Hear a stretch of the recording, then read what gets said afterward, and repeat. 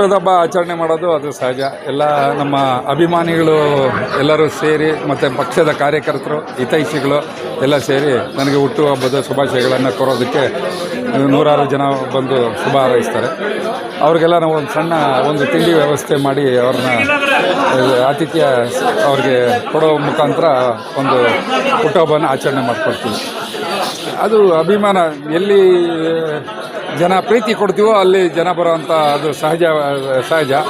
ಎಲ್ಲ ಅಭಿಮಾನಿಗಳು ಬಂದು ಆತಿಥ್ಯವನ್ನು ಬೆಳಗ್ಗೆ 7:30 ಈಗ ತನಕ ಸತತವಾಗಿ ನಡೀತಾ ಇದೆ. ಸಂಜೆ 6 ಗಂಟೆ 8 ಗಂಟೆ 10 ಗಂಟೆ ತನಕ ನಡೀತಾ ಇರುತ್ತೆ.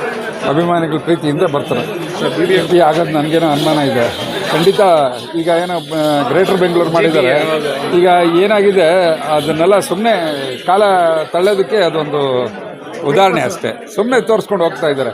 ಯಾವ್ದು ಮಾಡ್ತಾರೆ, 243 ಮಾಡ್ತಾರೆ, 225 ಮಾಡ್ತಾರೆ, 198 ಮಾಡ್ತಾರೆ, 500 ವಾರ್ಡ್ ಮಾಡ್ತಾರೆ ಅನ್ನೋದೇ ಅನುಮಾನ ಇದೆ. ಈಗ ಎಲ್ಲ ಕೋರ್ಟಲ್ಲಿದೆ. ಅದಕ್ಕೋಸ್ಕರ ಕೋರ್ಟಲ್ಲಿ ಏನು ತೀರ್ಮಾನ ಆಗುತ್ತೋ ಅದ್ರ ಮೇಲೆ ಹೋಗುತ್ತೆ. ಸರ್ಕಾರದ ಮೇಲೆ ಯಾರಿಗೂ ನಂಬಿಕೆ ಹೋಗಿದೆ. ನಮ್ಮ ನಂತರ ತೀರ್ಮಾನ ತಗೊಳ್ಳೋದಕ್ಕೆ ಅದೇನು ಸಾಧ್ಯ ಇಲ್ಲ.